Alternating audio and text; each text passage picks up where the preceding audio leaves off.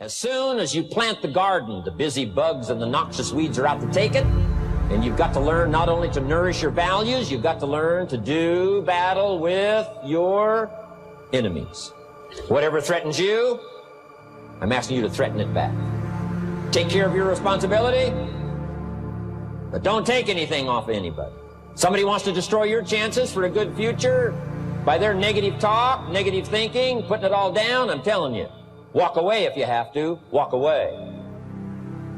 Whatever threatens you, threaten it back. Whatever threatens your opportunity, threaten it back. Now, some of our enemies are on the outside, but here's the most important thing to understand. Some of our enemies are on the inside. Let me give you a quick list. Indifference. You got to do battle with your own indifference. Boy, it's easy to coast, especially if you've accomplished something, extraordinary. Now, somebody says, well, I got to relax. Here's the key. Not too long. The weeds will take all you plant if you rest too long. Don't rest too long. Indecision. You got to make those decisions. The ones that don't turn out to be good gives you experience to make better decisions. Don't let much time go by without making some decisions. The ones that you can make quickly, make them quickly. The ones that take time, take your time. But get those decisions made. Don't let indecision be an enemy, rob you of the future, empty your bank account, leave you with zero in the purse. Don't let that happen. The next one is doubt. But I'm asking you not to pick up all those doubts. I'm asking you to have some faith, have some courage, believe, drive your doubts into a small corner. Don't let them loose like a mad dog, drive you into a small corner. Don't doubt the future. Don't doubt the possibilities. And here's the most important one of all. Don't doubt yourself. If I've got miracle working power to change my life, so do you. If I've got the ability to change, so do you. If I've got the ability to read, so do you. If I can discover, so can you. If I can grow, you can grow. If I can develop, you can develop. If I can get an invitation like I got 6 years ago, help take something around the world, so can you. If I can stand on this platform, Idaho farm boy raised in obscurity, so can you. I'm asking you, don't sell yourself short. Here's the next one, worry. I'm asking you to drive worry into a small corner. You got to worry some. All this negative stuff serves some purpose, but the key is for you to be the master, not the servant. But here's what I'm asking you to do. You be the master of worry. Drive it into a small corner. Don't let it loose. And I'm asking you to go home with some new faith and some new courage. I'm asking you, don't worry. Drive it into a small corner. We've all got concerns, and sometimes we all wonder, and sometimes there's a little crack of doubt. We worry a little, but I'm telling you, drive it into a small corner. Drive your worries into a small corner. Couple of more. Enemies of the mind you got to do battle with in the summer. One is pessimism, that tries to get you only to see the negative side. Of course, there's the negative side. Life is part negative. What else is new? If the glass is half empty, it is half empty.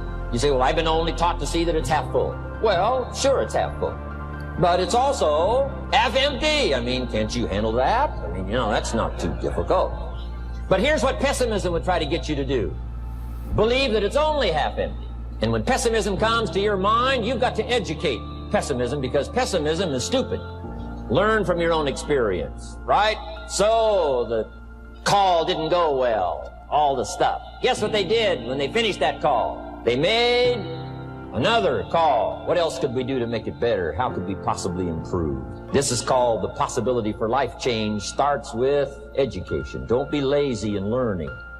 Don't be lazy in picking up the ideas. Don't be lazy in learning from your own experience. One of the major reasons for setting goals is for what they make of you in achieving them. My teacher advised me when I first got started at age 25, he said, Jim, why don't you set a goal to become a millionaire? He said, it's got a nice ring to it, enough zeros to impress your accountant. And he said, I'm here to help you. You're only 25 years old. You've been to 1 year of college. You've got a beautiful family, every reason to do it. Why don't you set a goal to become a millionaire? And he said, here's why. And I thought, he doesn't need to teach me why. Wouldn't it be nice to have $1 million? He said, no, then you'll miss it. He said, here's why. For what it will make of you to achieve it. I'm telling you, that statement changed my life. Set the kind of goals that will make something of you to achieve it. He said, now, once you become a millionaire, what's important is not the money. I thought, that's kind of strange teaching. He said, honest, it isn't important. He said, you could just give the money away. Now, I did better than that. I lost it all. By the time I was 31, I was a millionaire. By the time I was 33, I was broke. But when I lost all my money, guess what? I found out Mr. Schoaf was right. What was valuable was not the money. What was valuable was what I became to earn the money. The skills I had, the knowledge I had about the marketplace, the values that I had going for me. They were more valuable than the money. And here's an important statement to remember. It's not what you get that makes you valuable. It's what you become. So part of the key here is to set the kind of goals that will make something of you. Don't set them too low, so that you don't have to grow and you don't have to read and you don't have to try and you don't have to stretch. Don't set them too low. And then don't sell out. Don't go for something that's going to cost you your virtue or cost you your values or sell out your principles. There's a good middle road here to follow. Goals that will inspire, goals that will help you grow, change, develop, and become better than you are. The power of extraordinary performance and demanding of yourself excellent results.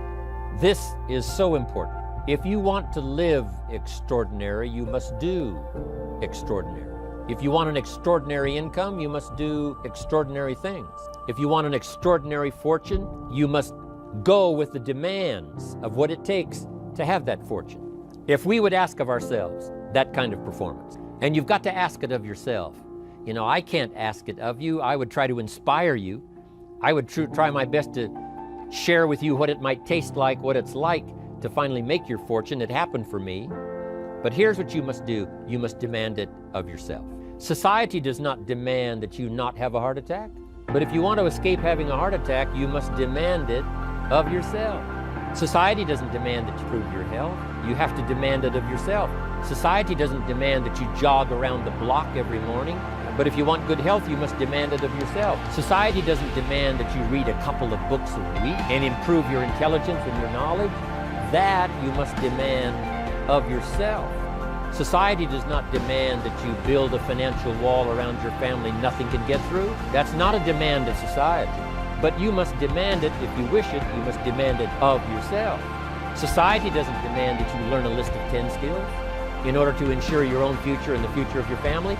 Society doesn't demand it, doesn't require it. It is not a law. But if you want the benefit, you must demand it of yourself. If there's some things you've been postponing, some decisions you have just, haven't gotten to, I would ask you to just, take out your journal and just go through, what have I been postponing that's not going to be better for my health? It's not going to be better for my future. It's not going to enhance my finances. Maybe a problem needs to be solved. I got to decide when I'm going to do it and how I'm going to proceed. I need to get to it. I promise you, if you'll go through some of that list and start making those decisions, your inspiration will start to flow, and those could be very critically important, exciting days. Indecision is the thief of opportunity. Indecision means the door is still closed. Indecision means the opportunity waits. Indecision means what could be is postponed or may never be. Those are all the penalties of indecision. And sometimes we can't make a snap judgment. We can't decide immediately on something so important. But after a while, we must understand sometimes the heavy penalty of putting off our decision making. So, one source of inspiration, deciding.